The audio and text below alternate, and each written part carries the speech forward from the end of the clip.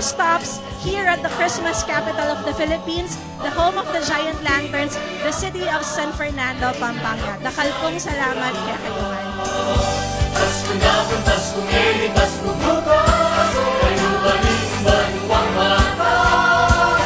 Kita mo yung paninapan, di katang panagimpan, Paskong alam kayang ganan.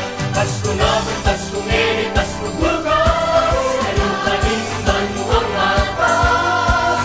Kita mo yung paninapan, di katang panagimpan, Paskong alam kayang ganan. Paskong alam kayang ganan. Kanya ba naging Pasko? Every lantern, every dish, and every product you see in our township is proudly crafted by the skilled hands of Kapampangan. Nagibig ko sa bolingan.